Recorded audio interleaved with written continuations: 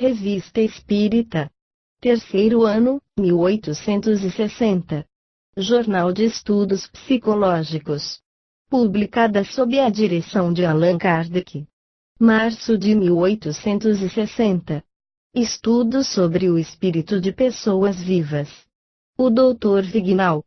O Sr. Dr. Vignal, membro titular da sociedade, tendo se oferecido para servir num estudo sobre uma pessoa viva, como isto ocorreu com o Sr. Conde R., ele foi evocado na sessão de 3 de fevereiro de 1860. 1. A São Luís. Podemos evocar o Sr. Dr. Vignal? Resposta: sem nenhum perigo, uma vez que para isso ele está preparado. 2. Evocação. Resposta: estou aqui, eu afirmo em nome de Deus, o que não faria se respondesse por um outro. 3. Embora estejais vivo, julgas necessário que a evocação seja feita em nome de Deus? Resposta: Deus não existe para os vivos como para os mortos. 4. Vede-nos tão claramente como quando assistis em pessoa às nossas sessões? Resposta: mas, antes mais claramente que menos. 5. Em que lugar estais aqui? Resposta: naturalmente no lugar que a minha ação necessita, à direita e um pouco atrás do médium. 6. Para vir de Souilly até aqui, tivestes consciência do espaço e atravessastes, vistes o caminho que percorrestes?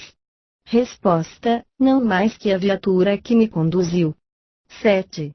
Poder-se-ia-vos oferecer um assento? Resposta: sois muito bom, não estou tão fatigado quanto vós. 8. Como constatais a vossa individualidade aqui presente? Resposta: como os outros. Nota. Ele faz alusão àquilo que já foi dito em semelhante caso, a saber, que o espírito constata sua individualidade por meio de seu perispírito, que é para ele a representação de seu corpo. 9. Entretanto, vos estimulamos de nos dar, vós mesmo, a explicação. Resposta: é uma repetição que me pedis. 10. Uma vez que não quereis repetir o que foi dito, é porque pensais do mesmo modo? Resposta: mas está bem claro. 11. Assim, vosso perispírito é para vós uma espécie de corpo circunscrito e limitado? Resposta: é pueril, isto vai sem dizer. 12. Podeis ver vosso corpo dormindo? Resposta: não daqui, vi-o deixando, deu-me vontade de rir. 13. Como a relação está estabelecida entre o vosso corpo, que está em Souilly, e vosso espírito que está aqui? Resposta: como vos disse, por um cordão fluídico. 14. Quereis nos descrever, o melhor possível, a fim de nos fazer compreender a maneira pela qual vos vedes, abstração feita de vosso corpo. Resposta: é muito fácil, vejo-me como durante a vigília, ou antes, a comparação será mais justa, como se vê a si mesmo em sonho, tenho meu corpo, mas tenho consciência que ele está organizado de outro modo e é mais leve do que o outro, não sinto o peso, a força atrativa que me prende à terra durante a vigília, em uma palavra, como vos disse, não me sinto fatigado. 15. A luz vos parece com a mesma cor que no estado normal? Resposta: não, ela é aumentada de uma luz que não é acessível aos vossos sentidos grosseiros, entretanto, não infirais disso que a sensação que as cores produzem sobre o nervo óptico seja diferente para mim. O que é vermelho, e assim por diante, somente os objetos que eu não veria, no estado de vigília, na obscuridade, são luminosos, por si mesmos, e são perceptíveis para mim. Assim é que a obscuridade não existe absolutamente para o espírito, se bem que ela possa estabelecer uma diferença entre o que, para vós, é claro e o que não é. 16. Vossa visão é indefinida, ou limitada ao objeto sobre o qual levais vossa atenção? Resposta: não é nenhuma e nem outra. Eu não sei absolutamente o que ela pode provar de modificações para o espírito inteiramente liberto, mas, para mim, sei que os objetos materiais são perceptíveis em seu interior, que minha visão os atravessa, entretanto, não poderia ver por toda parte ou ao longe. 17. Queríeis vos prestar para uma pequena experiência de prova que não é motivada pela curiosidade, mas pelo desejo de nos instruirmos? Resposta: de modo nenhum, isso me é expressamente proibido. 18. Sois capaz de ler a pergunta que acabam de me passar, e respondê-la sem que eu tenha necessidade de articulá-la? Resposta: eu o poderia, mas, repito, isto me está proibido. 19. Como tendes consciência da proibição que vos é feita? Resposta: pela comunicação do pensamento do espírito que o proíbe. 20. Pois bem. Eis esta pergunta. Vedes num espelho? Resposta: não. Que vedes num espelho? O reflexo de um objeto material, e não posso produzir o reflexo senão com a ajuda da operação que me torna o perispírito tangível. 21. Assim, um espírito que se encontrasse nas condições de um agênere, por exemplo, poderia ver-se num espelho? Resposta: certamente. 22. Poderíeis, neste momento, julgar quanto à saúde ou à enfermidade de uma pessoa tão judiciosamente como no vosso estado normal? Resposta: mais judiciosamente. 23. Poderíeis dar-nos uma consulta se alguém vos pedisse uma? Resposta: eu o poderia, mas não quero fazer concorrência com os sonâmbulos e os espíritos benfazejos que os guiam. Quando estiver morto, eu não digo. 24. O estado em que estáis agora é idêntico àquele em que estareis quando morrerdes? Resposta: não, tereis certas percepções muito mais precisas. Não ouvideis que, ainda, estou ligado à matéria? 25. Vosso corpo poderia morrer, enquanto estáis aqui, sem que disso suspeitasseis? Resposta: não, morre-se como isso todos os dias. 26. Isto se concebe para uma morte natural, sempre precedida de alguns sintomas, mas suponhamos que alguém vos fira e vos mate instantaneamente, como saberíeis? Resposta: eu estaria pronto para receber o golpe antes que o braço abaixasse. 27. Que necessidade haveria em que vosso espírito retornasse para o vosso corpo, uma vez que nele nada mais teria a fazer? Resposta: é uma lei muito sábia, sem a qual, uma vez saído, hesitar-se-ia, frequentemente, tão bem nele reentrar que disso se faria um pretexto para se suicidar hipocritamente. 28. Suponhamos que vosso espírito não estivesse aqui, mas em vossa casa, a passear, enquanto o corpo dorme, deveríeis ver tudo o que ali se passa. Resposta: sim. 29. Neste caso, suponhamos que se cometa uma ação má qualquer, da parte de algum dos vossos ou de um estranho, sereis, pois, disso testemunha? Resposta: sem dúvida, mas nem sempre livre para isto me opor, todavia, isto ocorre mais frequentemente do que supondes. 30. Que impressão a visão dessa má ação vos faria? Estaríeis tão afetado como se dela fosseis testemunha ocular? Resposta: algumas vezes mais, algumas vezes menos, segundo as circunstâncias. 31. Sentiríeis o desejo de vos vingar? Resposta: vingar-me, não, impedir, sim. Nota: resulta do que acaba de ser dito e, de resto, é a consequência do que já sabemos, que o espírito de uma pessoa que dorme sabe perfeitamente o que se passa ao seu redor, e aquele que quisesse se aproveitar de seu sono para cometer uma ação má, em seu prejuízo, engana-se quando crê que não é visto. Não deveria mesmo sempre contar com o esquecimento que acompanha o sonho, porque a pessoa pode dele guardar uma intuição, algumas vezes bastante forte, para inspirar-lhe suposições. Os sonhos de pressentimentos não são outra coisa senão uma lembrança mais precisa do que se viu.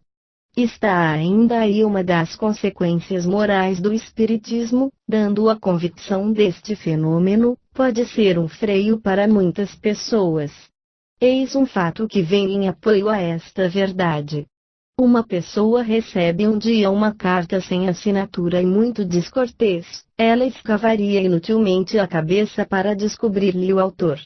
É necessário crer que durante a noite aprende o que desejaria saber, porque no dia seguinte, no seu despertar, e sem que tivesse o sonho, seu pensamento cai sobre alguém que ela não havia suposto, e depois de verificação, adquire certeza de que não estava enganada. 32.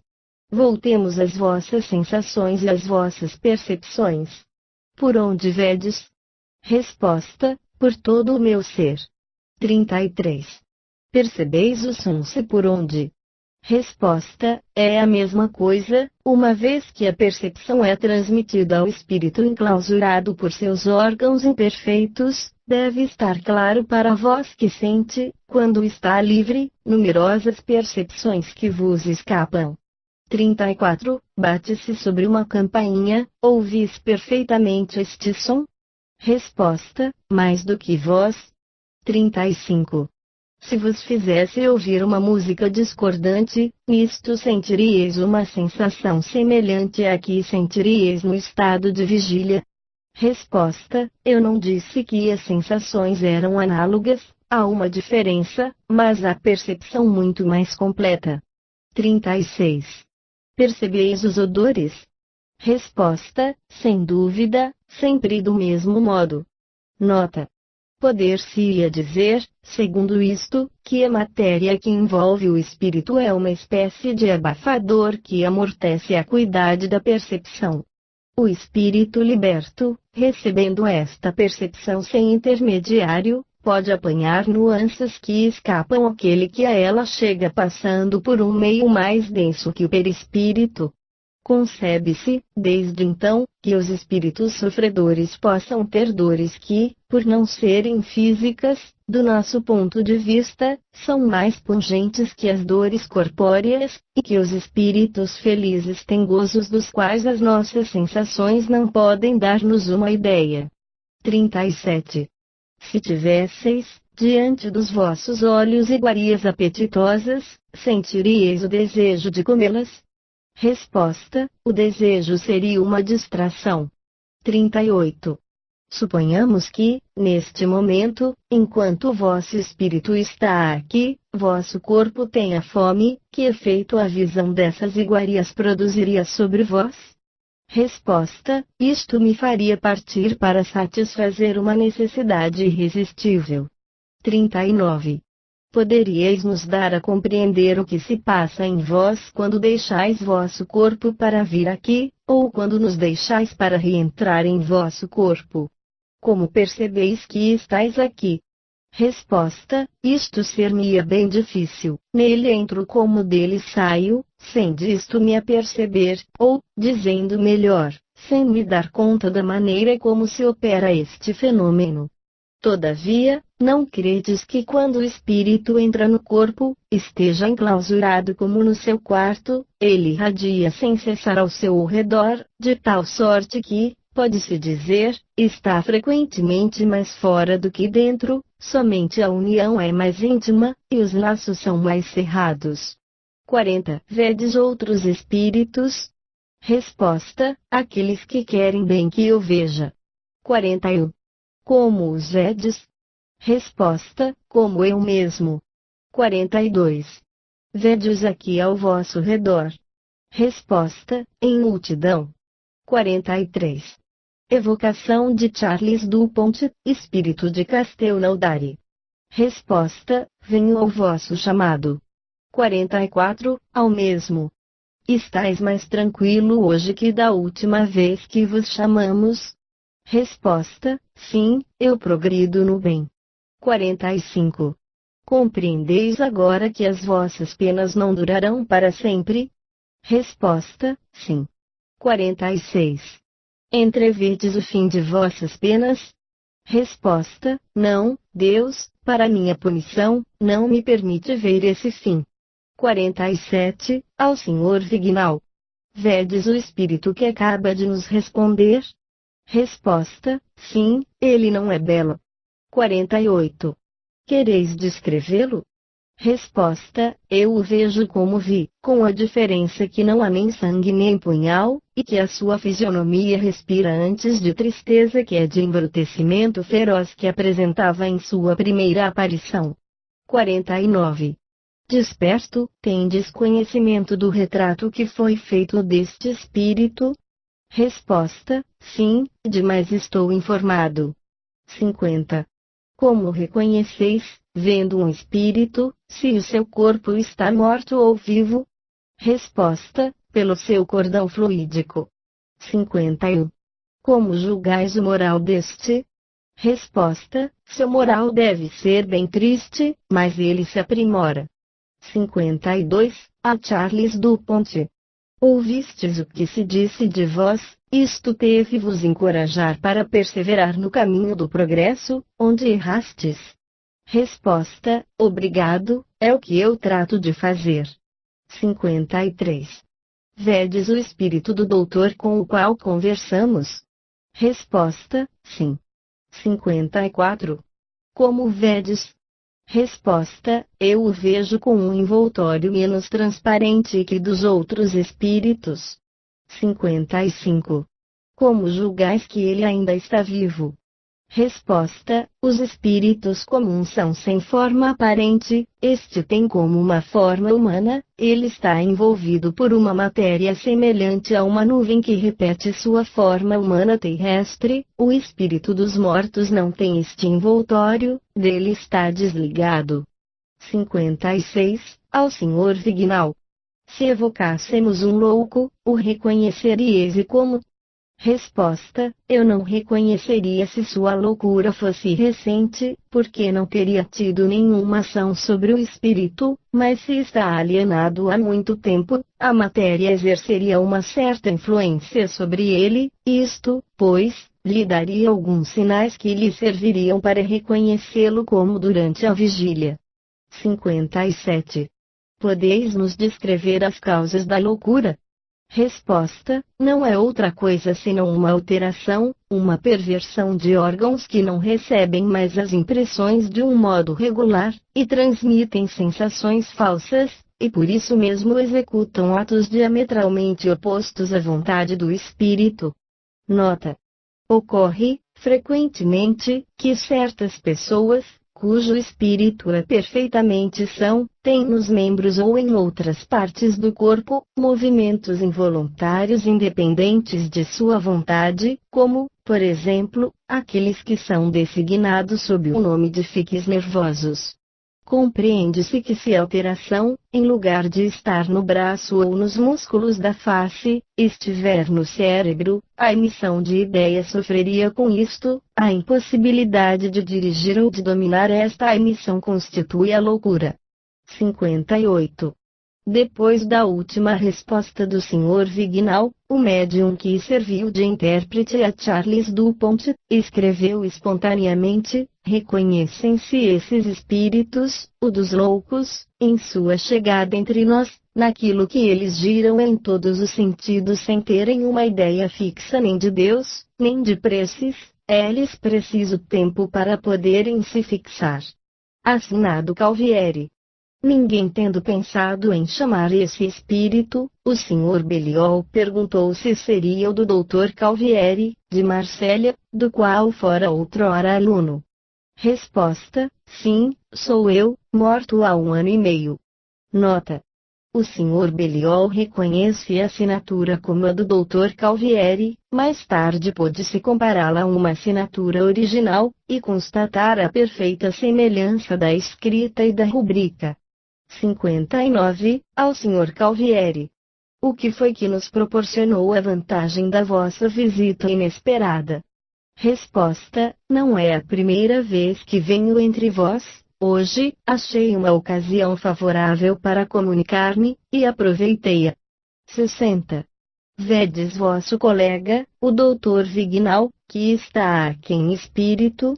Resposta: sim, eu o vejo. 61. Como reconheceis que ele está ainda vivo? Resposta: pelo seu envoltório menos transparente que o nosso. 62. Esta resposta concorda com as que Charles Dupont acaba de nos dar, e que nos pareceu ultrapassar o nível de sua inteligência. Fostes vós que lhe a ditastes? Resposta: eu bem que poderia influenciá-lo, uma vez que lá estava. 63. Em que estado estás como espírito? Resposta: não estou ainda reencarnado, mas sou um espírito avançado, e entretanto, estava longe, na Terra, de crer naquilo que chamais o espiritualismo. Foi necessário que eu fizesse a minha educação aqui onde estou, mas minha inteligência aperfeiçoada pelo estudo aí chegou imediatamente. 64. Nós vamos, se consentirdes, dirigir-vos uma pergunta preparada pelo Sr. Vignal, e pedimos consentir em respondê-las, cada um de vosso lado com a ajuda de vossos intérpretes particulares. Como encarais agora a diferença entre o espírito dos animais e o do homem? Resposta, do Sr. Vignal. Não me é muito mais fácil de fazê-lo do que no estado de vigília. Meu pensamento atual é de que o animal dorme, está entorpecido moralmente, e que no homem, em seu início, ele desperta penosamente. Resposta, do Sr. Calvieri. O espírito do homem está chamado a uma maior perfeição que o dos animais. A diferença neles é sensível pela razão de que, entre estes últimos, não existe ainda senão o estado de instinto. Mais tarde, esse instinto pode se aperfeiçoar. 65. Pode aperfeiçoar-se ao ponto de se tornar um espírito humano? Resposta: ele o pode, mas depois de passar por muitas existências animais, seja no nosso planeta terrestre, seja em outros. 66. Quereis ser bastante bons, um e outro, para nos ditarem, cada um de vosso lado, uma pequena alocução espontânea sobre assunto à vossa escolha. Ditado do Sr. Calvieri. Ditado do Sr. Calvieri.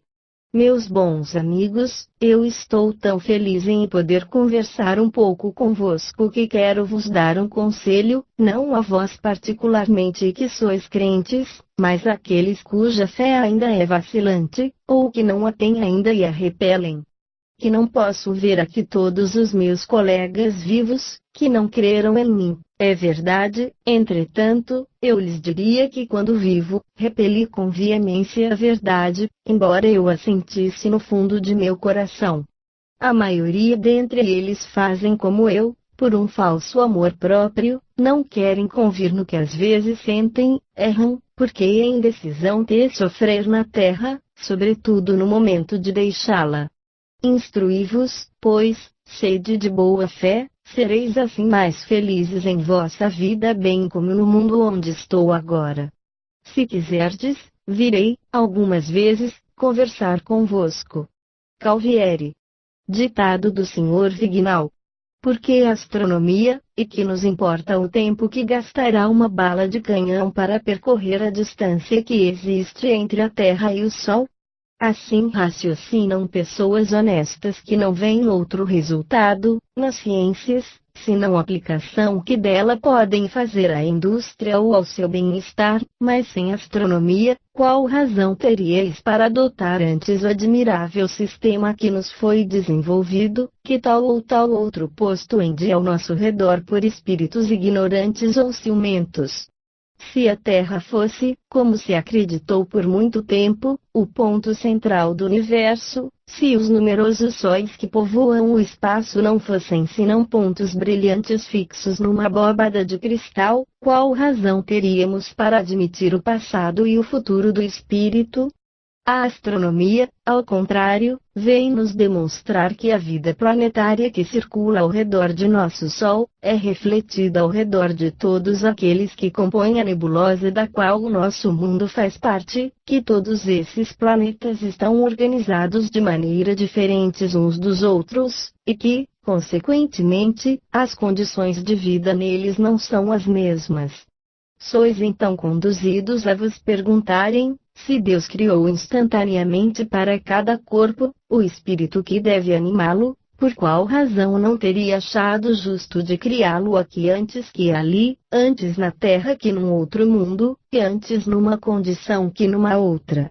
Uma lógica inflexível vos conduz, pois, a admitir como a expressão da maior verdade, a habitabilidade dos mundos, a persistência das almas e a reencarnação. A astronomia é, pois, útil, uma vez que vos coloca em condições de receberem o esboço de sublimes verdades que se desenvolverão, para vós, em consequência do progresso que o Espiritismo terá, e a própria ciência, porque, com a ajuda da indústria, ela está chamada a vos fazer descobrir muitas outras maravilhas que aquelas que apenas podeis entrever. Doravante a astronomia e a teologia são irmãs e vão caminhar de mãos dadas. Vignal, por Arago. Estudo sobre o espírito de pessoas vivas. Senhorita Endermule. Surda muda de nascença, idade de 32 anos, viva, morando em Berna. Sessão de 10 de fevereiro de 1860. 1. A São Luís. Podemos entrar em comunicação com o espírito da senhorita Endermule? Resposta: vós o podeis. 2. Evocação. Resposta: estou aqui, e o afirmo em nome de Deus. 3. A São Luís. Quereis nos dizer se o espírito que respondeu foi mesmo da senhorita Endermule? Resposta: posso afirmar-lhe vos afirmo, mas sois mais avançadas que ela, e crede que, se for útil que um outro responda em seu lugar, isso seja embaraçador. A afirmação vos prova que ela está aqui, cabe a vós assegurar-vos uma boa comunicação pela natureza e o móvel das vossas perguntas. 3. Saber bem onde estáis neste momento? Resposta: perfeitamente, credes que disso não fui instruída? 4. Como ocorre que possais nos responder aqui, enquanto o vosso corpo está na Suíça? Resposta: porque não é meu corpo que vos responde, de resto, ele está perfeitamente incapaz, vós o sabeis. 5. Que faz o vosso corpo neste momento? Resposta: ele dorme. 6. Ele está com boa saúde. Resposta: excelente. Nota: o irmão da senhorita Endermule, que está presente, confirma que com efeito ela está com boa saúde. 7. Quanto tempo gastastes para vir da Suíça até aqui? Resposta: um tempo inapreciável para vós. 8. Vistes o caminho que percorrestes para vir aqui? Resposta: não. 9. Estais surpresa por vos encontrardes nesta reunião? Resposta: minha primeira resposta vos prova que não. 10. O que ocorreria se o vosso corpo viesse a despertar enquanto nos falais? Resposta: ali eu estaria. 11. Há entre o vosso espírito, que está aqui, e vosso corpo que está lá embaixo, um laço qualquer? Resposta: sim, sem isto quem me advertiria que devo nele reentrar? 12. Vede-nos bem distintamente? Resposta: sim, perfeitamente. 13. Compreendeis que podeis nos ver, e que nós não podemos vos ver? Resposta: mas sem dúvida. 14. Ouvis o ruído que faço neste momento batendo? Resposta: eu não sou surda aqui. 15. Como disso vos dais conta, uma vez que não tendes, para comparação, a lembrança do ruído no estado de vigília? Resposta: eu não nasci ontem. Nota: a lembrança da sensação do ruído vinha-lhe de existências onde ela não era surda. Esta resposta é perfeitamente lógica. 16. Ouvis a música com prazer? Resposta: com tanto mais prazer como isto há muito tempo não me ocorre, cantai-me, pois, alguma coisa. 17. Lamentamos não poder fazê-lo neste momento, e que não haja aqui um instrumento para vos proporcionar este prazer, mas nos parece que vosso espírito, libertando-se todos os dias durante o sono, deveis transportar-vos para lugares onde possais ouvir a música. Resposta: isto me acontece bastante raramente. 18. Como podeis nos responder em francês, uma vez que estáis na Alemanha, e que não sabeis a nossa língua? Resposta: o pensamento não tem língua, eu o comunico ao guia do médium, que traduz na língua que lhe é familiar. 19. Qual é esse guia do qual falais? Resposta: seu espírito familiar. É sempre assim que recebeis as comunicações de espíritos estranhos, e é assim que os espíritos falam todas as línguas. Nota: deste modo as respostas não nos chegam, frequentemente, senão de terceira mão. O espírito interrogado transmite o pensamento ao espírito familiar, este é o médium, e o médium o traduz pela escrita ou pela palavra. Ora, o médium, podendo estar assistido por espíritos mais ou menos bons, isto explica como, em muitas circunstâncias, o pensamento do espírito interrogado pode ser alterado. Também São Luís disse, em começando, que a presença do espírito evocado não basta sempre para assegurar a integridade das respostas. Cabe-nos apreciá-las, e julgar se são lógicas em relação com a natureza do espírito. De resto, segundo a senhorita Endermule, esta tripla fileira não ocorreria senão para os espíritos estrangeiros. 20. Qual é a causa da enfermidade que vos afeta? Resposta: uma causa voluntária. 21. Por qual singularidade vossos 6 irmãos e irmãs sofrem da mesma enfermidade? Resposta: pelas mesmas causas que eu. 22. Assim, foi voluntariamente que todos vós escolhestes essa prova. Pensamos que esta reunião, numa mesma família, deveria ter ocorrido tendo em vista uma prova para os parentes. Esta razão é boa? Resposta: ela aproxima da verdade. 23. Vedes aqui o vosso irmão? Resposta: dela pergunta. 24. Estais contente por vê-lo? Resposta: a mesma resposta. Nota: sabe-se que os espíritos não gostam de repetir, nossa linguagem é tão lenta para eles que evitam tudo o que lhes pareça inútil. Está aí um ponto que caracteriza os espíritos sérios, os espíritos levianos, zombeteiros, obsessores e pseudo-sábios, frequentemente, são verbosos e prolixos. Como os homens que carecem de fundo, eles falam para nada dizerem, as palavras tomam o lugar dos pensamentos, e creem imporem-se por frases redundantes e um estilo pedante.